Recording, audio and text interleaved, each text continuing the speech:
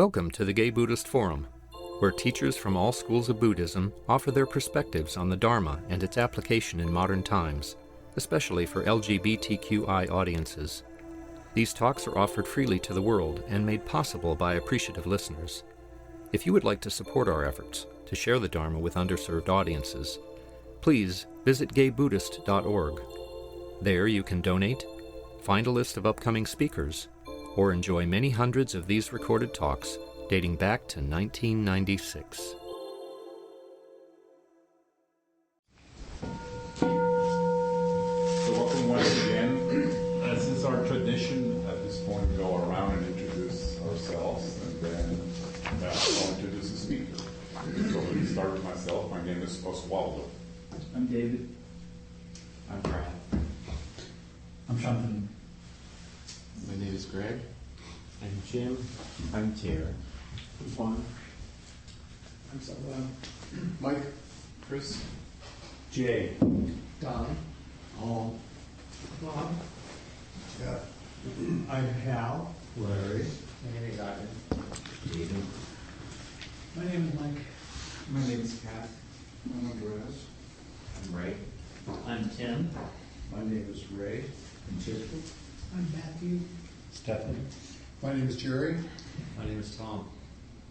Peter. I'm Kevin. Anybody who's within earshot? Okay. Well, it's my pleasure to introduce our speaker, our friend Joe Rodriguez. He's a Soto Zen student from the Shunryu Suzuki lineage. I hope I'm saying it right. He's studying under Furyu Nancy Schroeder, abiding abbess at the Green Gulch Farms Zen Center, and serving as a board member of the San Francisco Zen Center. As a business executive and longtime LGBT activist, his practice is to bring awareness, compassion, and forgiveness to daily life. So, welcome, Joe. Thank you. So I'm going to show a quick video at the end of this presentation, so you just may want to shift over or move at the end of my talk. So, and it'll be right here. So you've seen me do this before. Well, thank you very much. It's really great to be here with all of you. It's the anniversary of the inauguration of a certain president, and it was a Women's March this weekend. And when I was talking to Hal about doing a talk, I was thinking, we've been through a lot the last year, and I thought some of my talks have been a little heavy, so I wanted to do something that was a little different. I wanted to talk about something that I'm sort of been thinking a lot and trying to cultivate in my life, and that is the subject of joy. And, I'm going to talk a little bit today about how do we define it, how do we cultivate it, and how do we summon it, especially as we go through some of the challenging times of our lives. Now, I'm no expert on joy, and I thought it would be good to use the wisdom of the group to really talk about this subject. I think moments of joy are especially important during challenging times. And one of the things that's come up in sort of one of the spiritual groups that I belong to is in this time where it seems things are just a little off, how do we, a lot of my friends have talked about I don't feel grounded. Things are in transition. Things are a little out of control. And for me personally, especially in this messy time, in addition to politics, just for example, some of the things I just learned in the last week, my parents, both who are in their late 70s, early 80s, have had to go they're both in the hospital right now as I speak, and they're both dealing with severe flu. And I'm also figuring out what I'm going to do with the situation I have in my life where I'm being stalked online. And I have, of course, a couple of challenging work situations. I'm not trying to complain, but I'm sure you guys all have your own aches and pains and challenges. So, I am experiencing worry and anxiety. I find myself distracting myself with like food, sex, the internet, planning trips, things like that, maybe a shopping trip or two, and wanting some certainty and some ground in my life. Any of this sound familiar?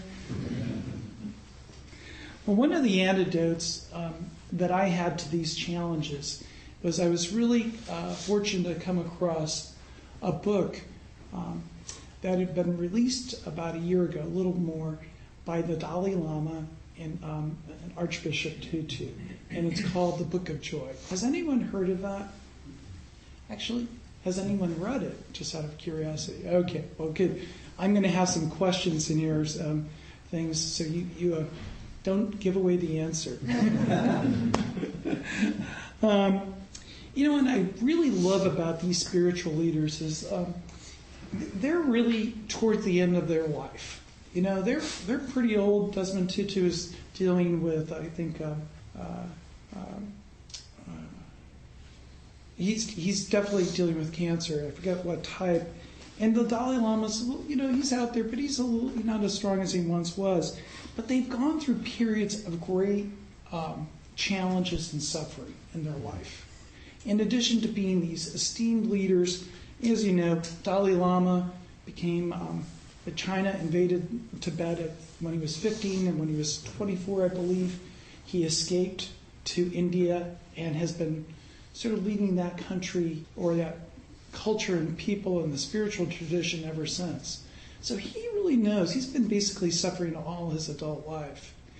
And Archbishop Tutu, was one of the leading forces against apartheid, and he did that for decades. And then once finally apartheid was ended and Nelson Mandela was brought in, he became the head of the Truth and Reconciliation Commission, which was this sort of countrywide experience and sort of acknowledging the truth but forgiving people. And it was a really beautiful experience. So these guys are really deep. And one of the things I liked about them, and the reason I read the book, and I'm not going to give you an oral book report, but I am going to bring up some of the things that they talked about, is these guys are present, warm, inspiring, and funny. I just got to tell you, as an aside, I am not a good boy Buddhist. Not that those are bad, but I'm a little bit more on the bad side, or the Bart Simpson School of Buddhism. I really appreciate people that are really, you can see their human feelings, and they have a certain amount of joy, which is really what I want to talk about today. And, I felt like by reading this book, maybe I can learn from their years of adversity and spiritual practice. And one of the things that I got from reading the book was, I don't know if you ever feel this way, but sometimes when things are really challenging, I'm just like, oh, woe is me.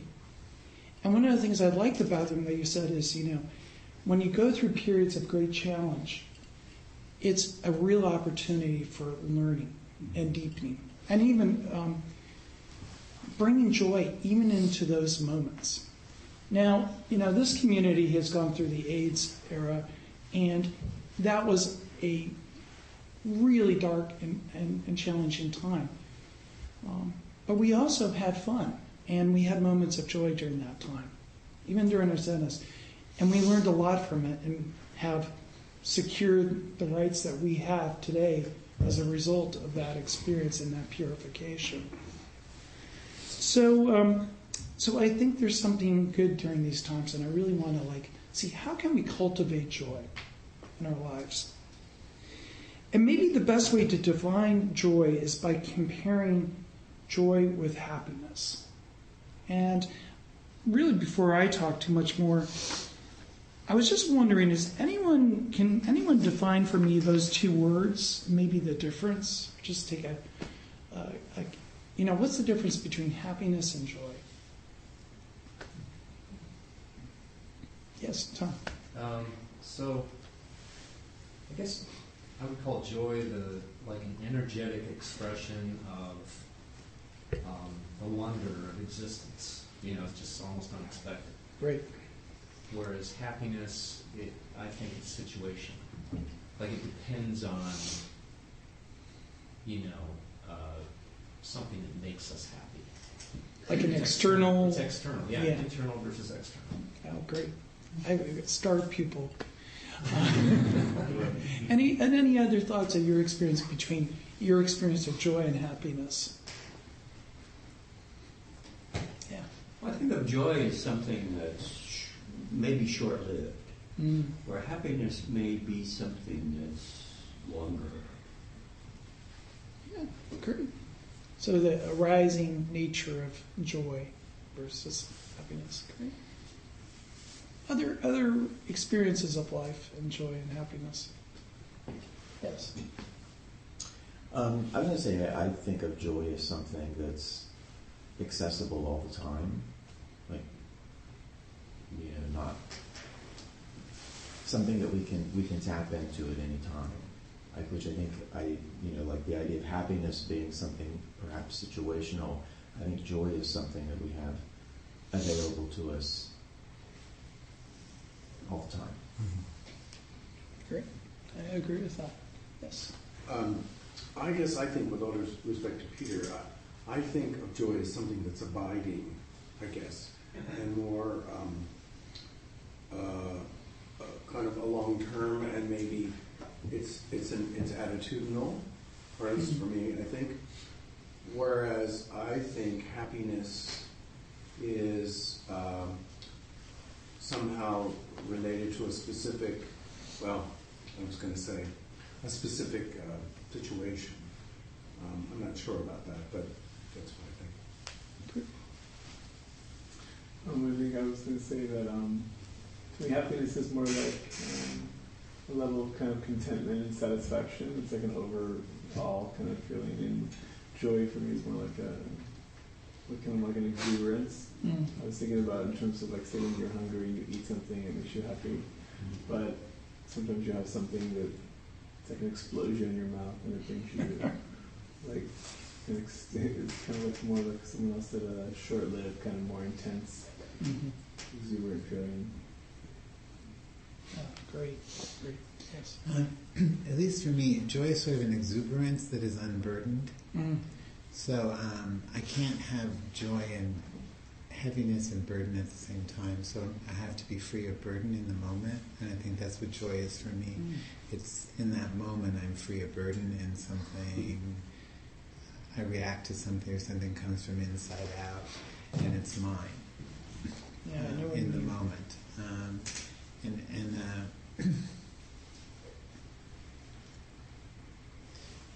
Happiness, I think, has to do a lot with if your soul's desires in some ways are being met enough in the world, then you can say I'm like sitting in happiness as a sort of a way of being in the world.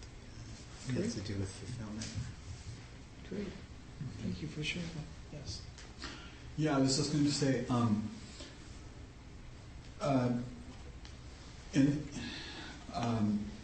in Sanskrit, there are two words, ananda, which is, I think, translates as joy, and sukha, which is something like comfort and pleasure.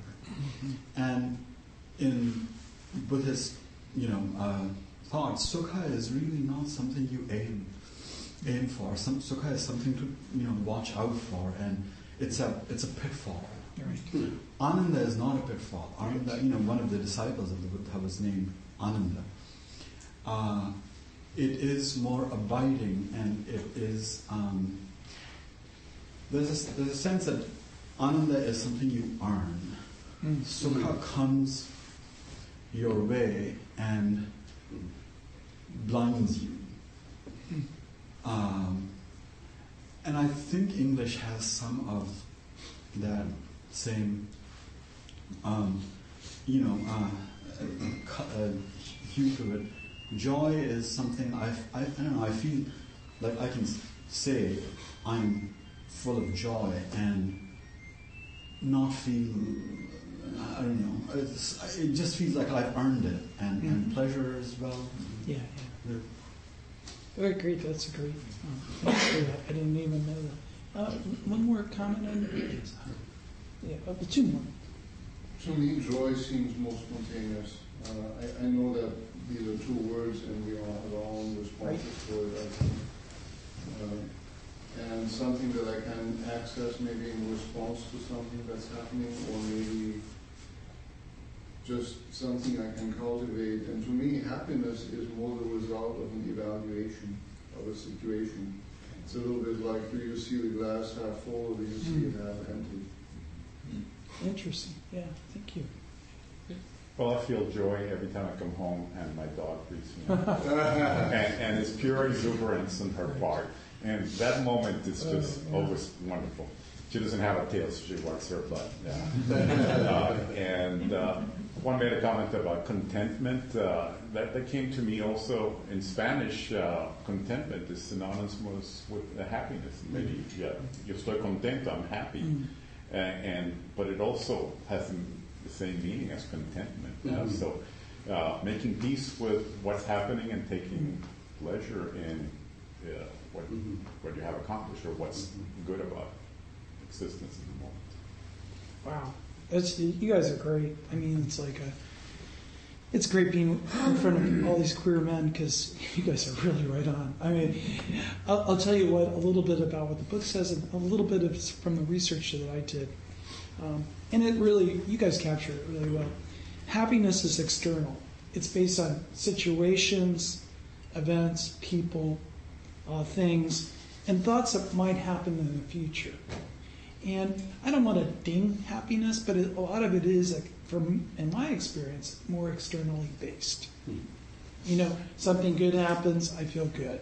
You know, I have a new boyfriend, I feel good. I got a new car, I feel good until I ding it. Things like that. And I don't we've all heard these things like when I land a big client, when we elect a Democrat as president, some of the things that I've thought of. And it tends to be future-oriented, and it's just a little more external. Joy comes when you make peace with yourself, where you are, who you are. And one of the things I loved is this, and you guys touched on it in many different ways, is this idea that joy is an attitude of the heart. And very often it's something that's independently arising. And it just bubbles up. Or it could be triggered by various things. And I actually believe, after thinking about this topic for a while, that you can actually cultivate it in different ways. And one of the things that was really interesting to me, and the reason that I wanted to give this talk, or have this talk with you guys, is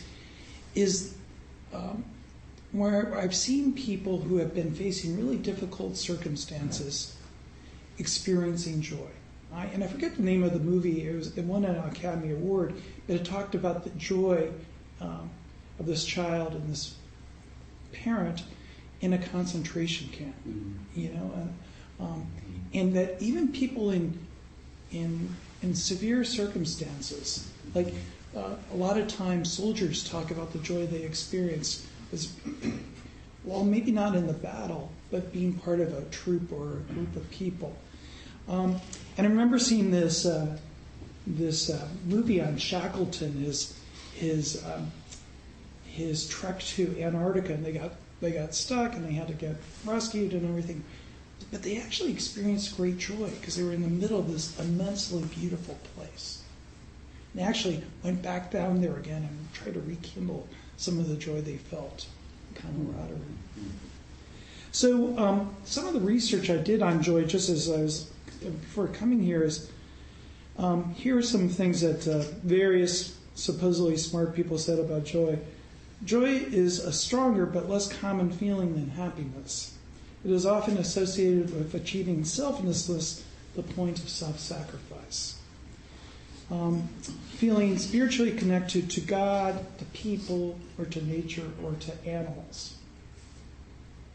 Some of the causes, caring for others, gratitude, thankfulness, some sort of spiritual experience.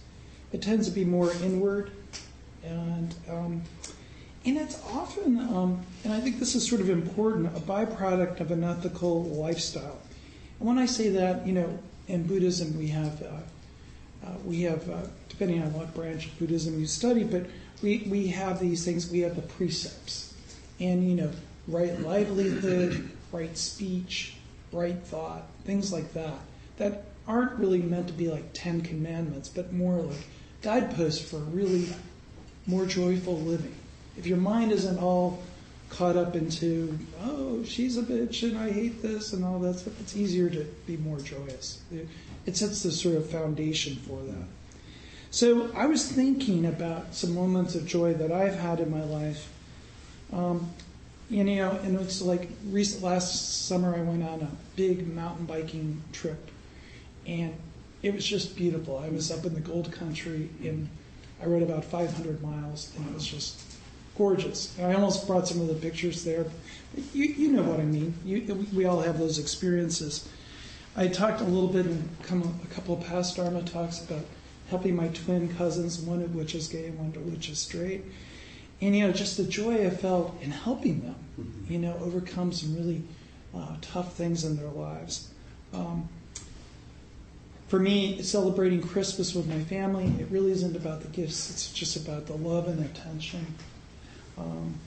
Even just yesterday, one of the things, I live in Berkeley, and every day when I come in, I drive across the Bay Bridge, which is beautiful in itself. But seeing the bay and different things, I usually turn off the radio and just drive. That final part of the drive is so gorgeous. And a lot of times just really do feel one with nature. And yesterday I marched with the women and their supporters, and it was just great. I actually missed my party. There was too many cell phones in the plaza, and I couldn't find the group of people, so I just walked with everyone, walked like 6 miles. It was really a great thing.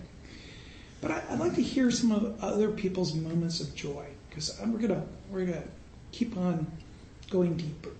Any moments of joy that you'd like to share? And you mentioned your daughter you come from.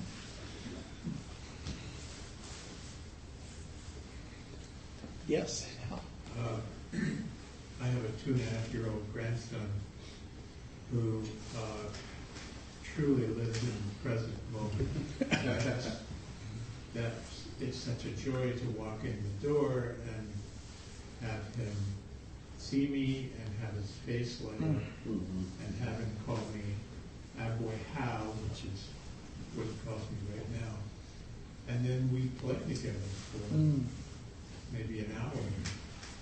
We read books, and we chase each other, and we just have this intense moment of connection in the present moment. Wow. And no matter how I feel otherwise, it never fails to light up my feelings and my life and my heart. Wow, that's great. So can us being seen, playing, connecting, some of the themes there. Yeah. Yes. My moments of greatest joy have been on like week or 10-day retreats when I'm meditating and I'll reach this state of ecstasy, which I think is a huge connection with everything, with people, with nature, with the universe, and it's very ecstatic. And I think connection is a big deal there. Connection. Yeah, that's great. Beautiful. I agree with that. Yes, Jake. Since you brought up yesterday, I was at the march in Oakland, and when I came back to San Francisco, I saw how immense it was on Market Street. I am Facebook friends with a lot of people who are very supportive, very much opposed to the current administration, and it's good to know that they're there. But they're one-dimensionally on the computer Right. when I see their comments over the last year. But yesterday, it was multi-dimensional. The people were all around me and seeing all the manifestations of their expressions, the signs that were in support of feminism and immigrants and LGBT causes, all of that. It just brought it directly to me in a way that is very different from seeing it on the computer. And I was, it was overwhelming to see that yesterday. That's the thing that I know what you mean. Bay Area makes great signs. That's what I can say. I think for me, it most often occurs when I'm out in nature and I encounter something unexpected, or it doesn't have to be, extremely intense or something, but it could be, a fleeting sunset or a flight of birds coming up out of a barren tree, and I think, or a flower growing out of a rock or a cactus, someplace where you wouldn't expect life to be. And it sometimes occurs to me, I may be the only human that will ever witness this. The fleeting flight of birds or this thing tucked under a rock somewhere. And I just think, maybe that was just put there for me. Moss growing evolution. Yeah, that's right. We saw a car the other day with moss growing all along the hood line of its car. That's great. Where has this thing been? It's across the street from the church. So. Yeah. David. I was going to say the same thing. For me, it's kind of the awe and beauty of nature. And sometimes when I'm traveling, I've got kind of travel mind, and I'm just walking and seeing new things.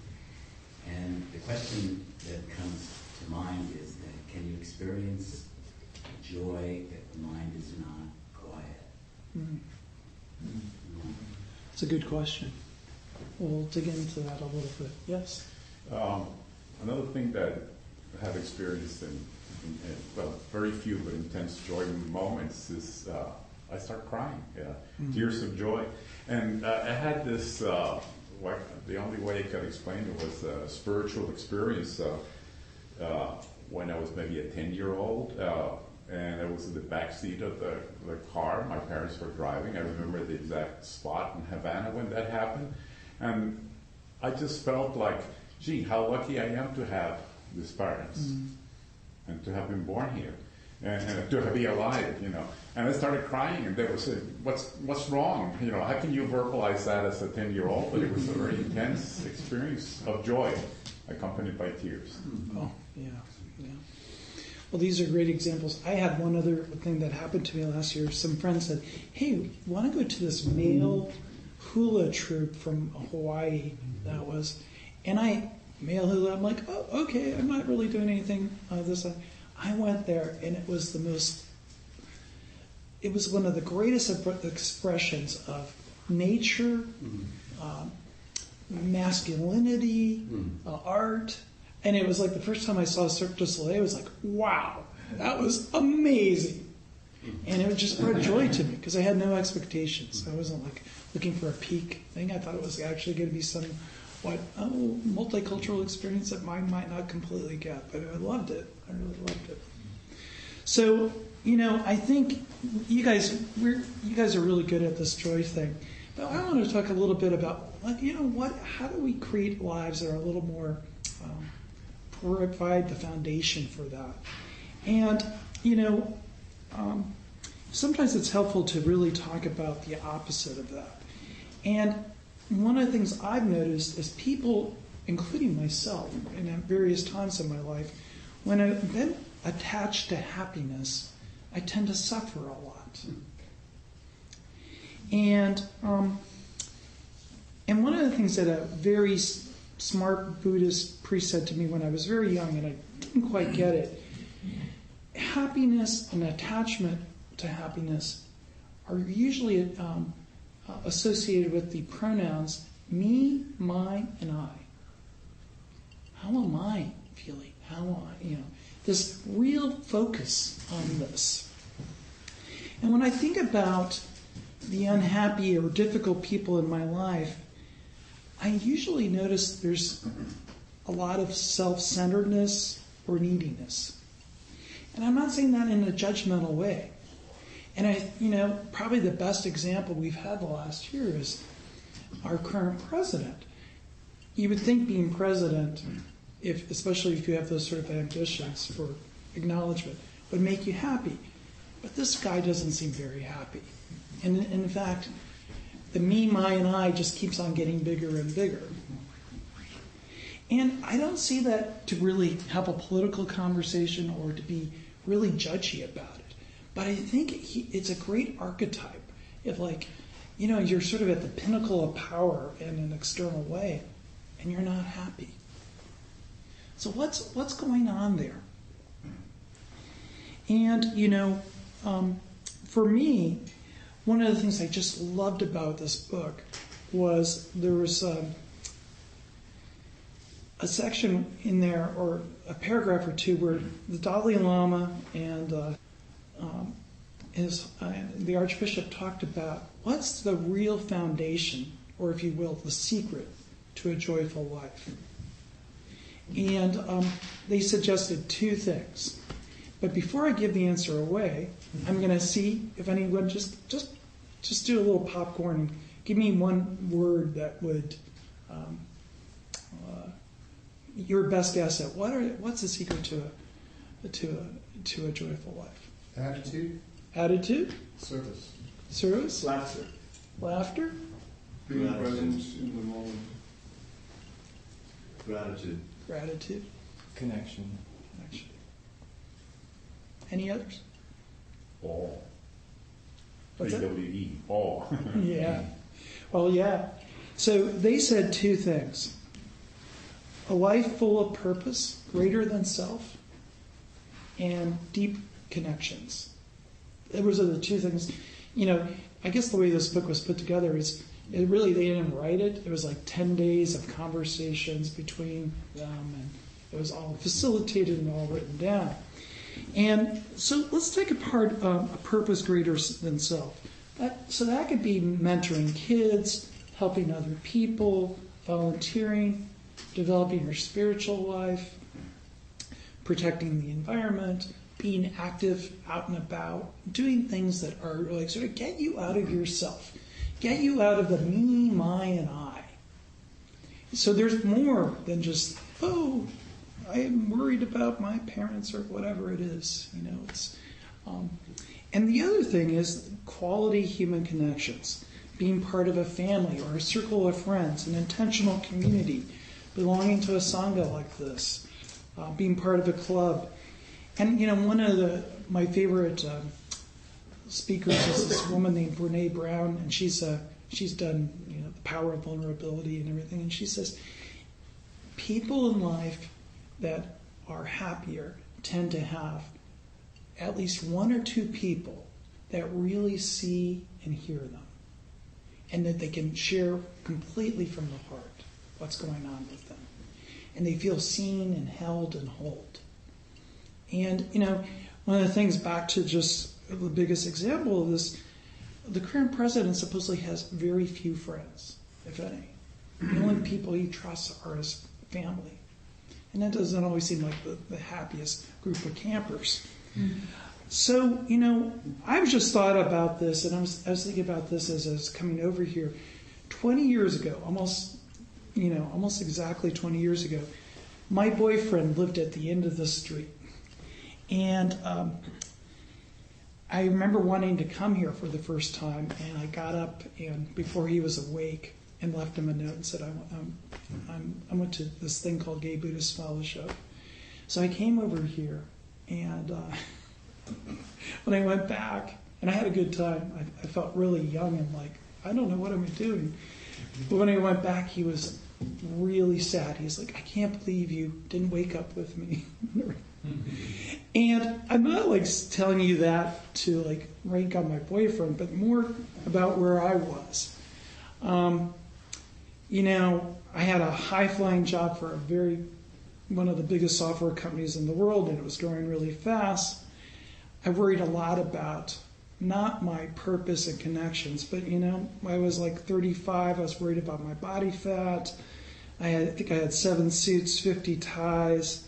I was one of the guys I see now on Valencia Street, who work for Facebook or Google or whatever. But inside, I was a little more self-centered, and I was definitely an adrenaline junkie. I was always looking for peak experiences, and I didn't feel that settled. And I'm not being too hard on myself, but I was just thinking, if purpose greater than self and quality connections are the platform for a more joyful life, I was sort of off-center. But life has a way of correcting for that. After a big health scare with cancer in my early 40s and 2 big business disappointments with startups, I started defining my purpose and going deeper. I started meditating more. A couple of years later, I went to Thailand, and I did a 3-week silent retreat, which just was shocking. But it got me into therapy. I came back and became a big brother, which eventually led to me becoming a parent. I ended up speaking to high school classes about what it's like being gay, and I really focused on my inner and spiritual lives, and that's how I'm ending up here talking to you today. So no judgment really, but I see. I saw, in terms of also the people I hung out with, I became more intentional. I joined a group called the Billy Club, and I started hanging out with people who really shared more of my values. And I think, in short, I sort of grew up and graduated from gay high school by the time I was 40, and became more of a student of life and a practitioner of some of the principles that we hold dear here.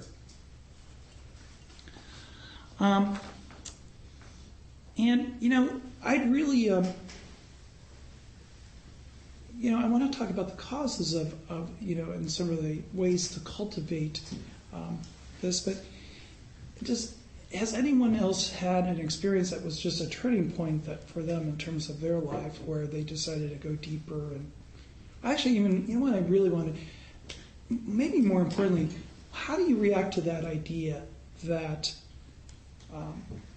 purpose greater than self and deep connections is a foundation for happiness? Did that resonate with anyone here?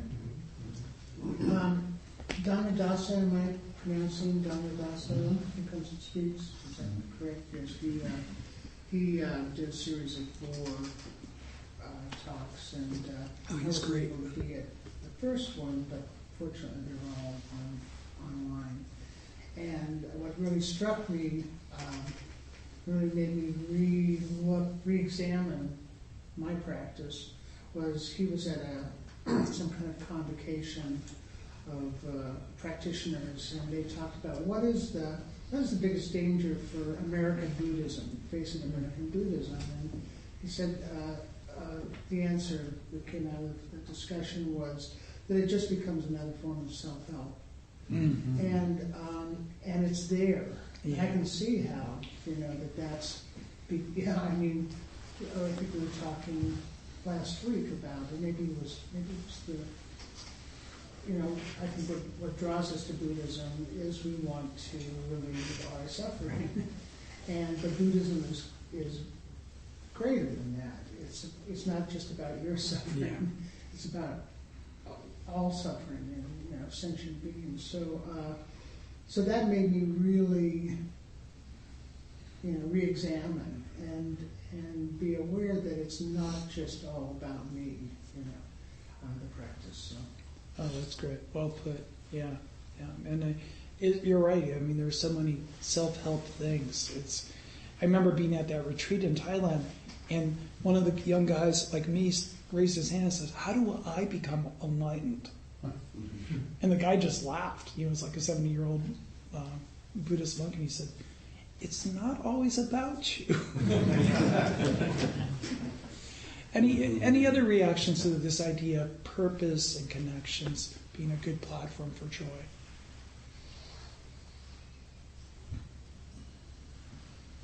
Well, one thing about it, I think that I would imagine that the majority of people find purpose in connection somewhat halfway through life or later. And I guess that everybody starts with me and then expands out. So I think it's part of rightful living, I suppose. If you're lucky, you get to that point. If not, you continue stuck in the high school life. Well, it's like a friend of mine said, at one point in my life, he says, he is a guy 25 years older than me, and he said, "Oh, you graduated from gay high school, congratulations." I love that, because, we're all like, especially I think gay men, maybe sometimes 10 years developmentally behind our age, at least in some of these ways of like dating and everything. Because we just coming out later, instead of like doing that at 15, we're doing that at 25. So I love that expression.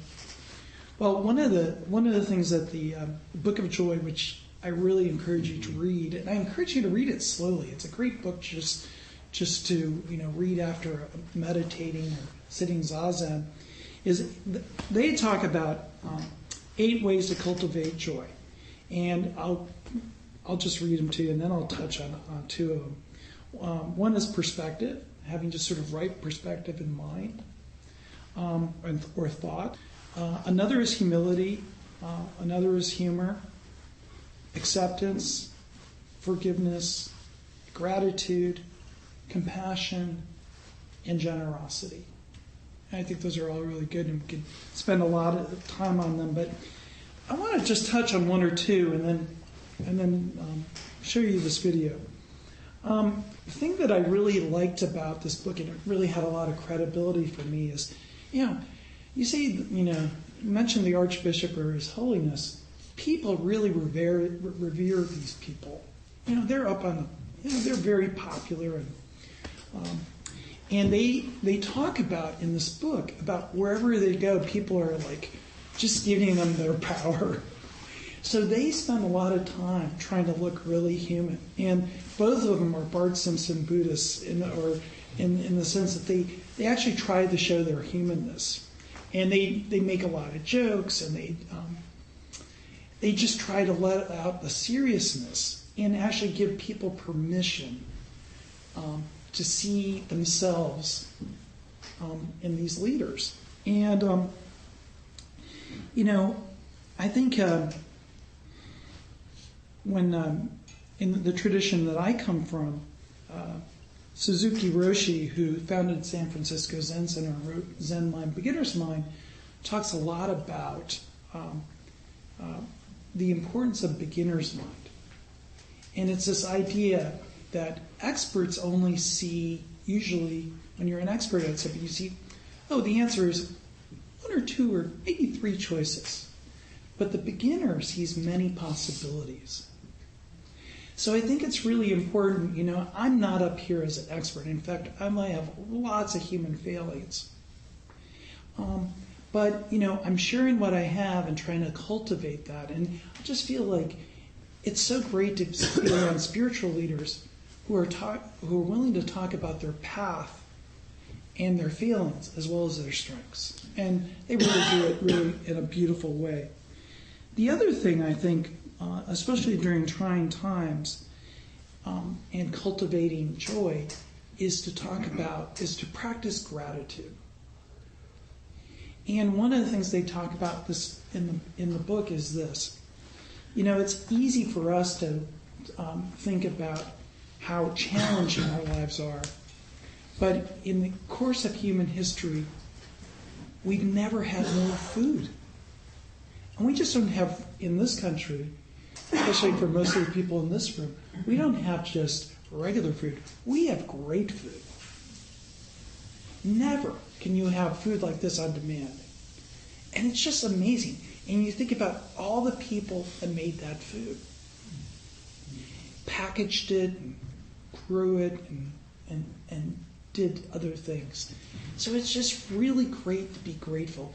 And even on the most trying mornings or trying evenings when I've had a really hard day, just getting into bed and feeling the warmth of my covers, and it's just joy. It's an independent arising. And sometimes it feels cold, but I know it's going to be warm. And I'm clean and I'm protected. I just really appreciate that. So do I have time for 2 minutes? Absolutely. We have plenty of time. Okay, great. Okay, so I think it's those little things in life that we can cultivate if we mind our connections to other human beings, and we put ourselves in experiences or do things that are greater than ourselves. I think it starts leading to more joy in our life. And just recently, joy comes in really in different ways. I saw this movie, Call Me by Your Name, and some people like it, some people don't. I'm really not going to get into that, but I got to tell you, I was 23 in 1983, and one of the main characters is 23, and it's 1983. And to tell you, Don't ruin it for me. I want to see it. No, I'm not. I'm not going to tell you that. For me, if I could tell myself at 23 that I was going to see the love I felt for people of the same sex on screen in a major movie, I wouldn't have believed it. And I walked out of that movie feeling so joyful. And I felt joyful because I felt seen and I felt connection. And I got to tell you too, I just felt so joyful that I was being able to be there and live to this moment when some of my friends who had the same desire hadn't.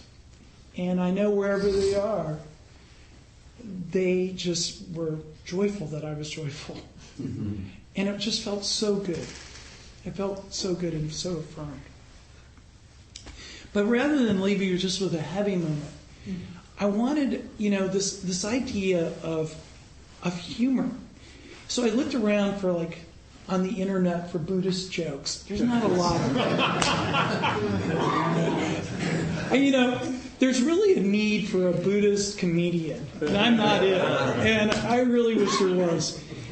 But I came across something that made me laugh, and I think it really captures the human experience, happiness and whatever. But you be the judge of it. Some of you might have seen it. It might not be politically correct in every which way. I don't know the backstory, but it made me laugh, and I think it might be a good way to end this.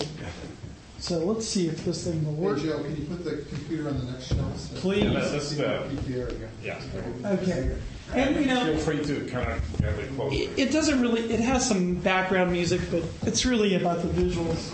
So let's see. Let's get this thing all set up. All right, here we go.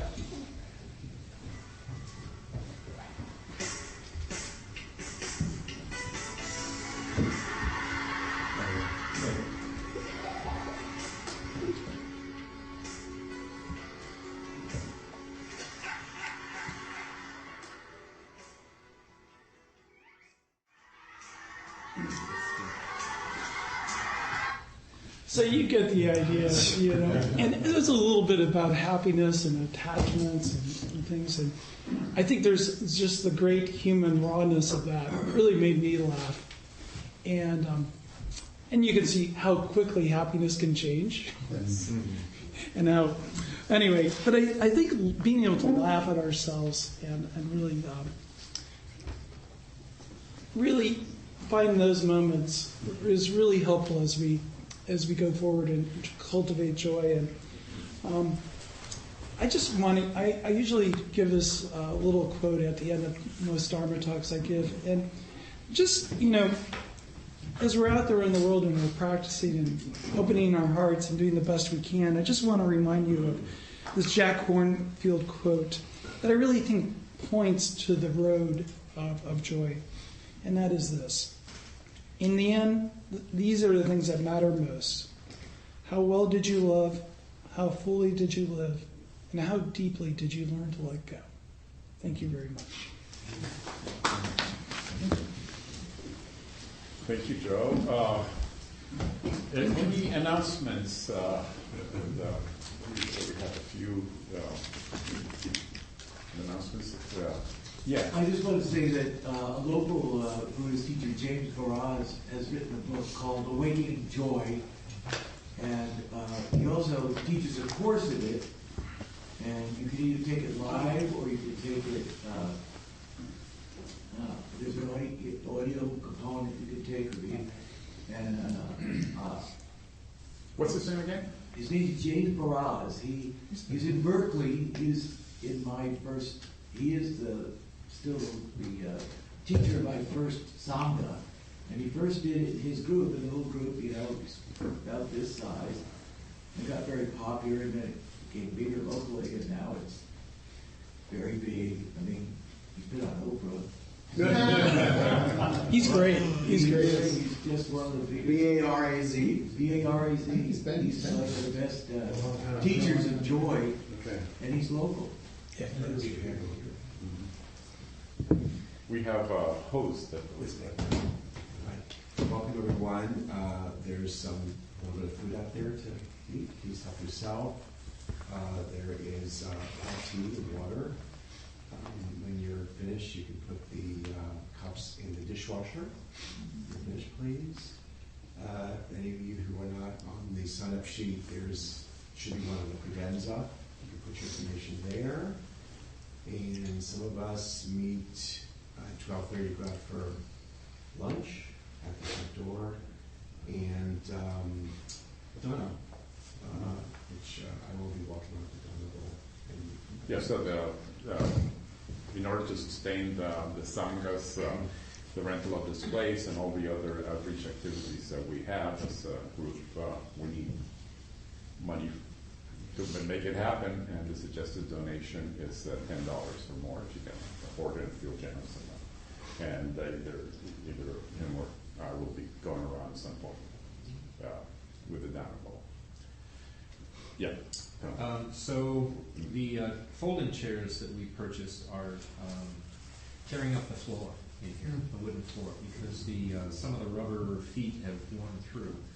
So I'm going to try again with a different sizing to get them repaired afterwards. So when you store your chairs, would you please put them upside down, feet up, so we can access them? And then if I could get 2 volunteers to help me fit these on, you can probably get through it in about 15 minutes, and then maybe go out to lunch afterwards. So if anybody's willing, I'd love to have some help. Thank you. Okay, so this is the next week's speaker, before I forget. It will be Tom Moon, who's a frequent speaker. He's a practitioner of Vipassana meditation, and his spiritual home is here at Spirit Rock Center. He's a psychologist in San Francisco, works primarily with gay men, and his chief commitment is in exploring the interface between Buddhism, practice, and psychology. So it should be a good talk. Okay, so if we have no further announcements, time for the dedication of merit. And while we do the merit dedication, let's keep in mind Joe and his parents that are having to be both at the hospital at the same time. While I put this over. By the power and truth of this practice, may all beings have happiness and the causes of happiness. May all be free from sorrow and the causes of sorrow. May all never be separated from the sacred happiness, which is without sorrow. And may all live in equanimity without too much attachment or too much aversion, believing in the equality of all that lives.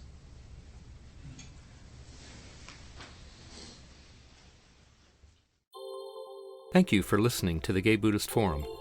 If you would like to hear several new talks per month and be notified of upcoming speakers so you can participate live, please subscribe to this podcast, like us on Facebook, and join our mailing list by visiting gaybuddhist.org.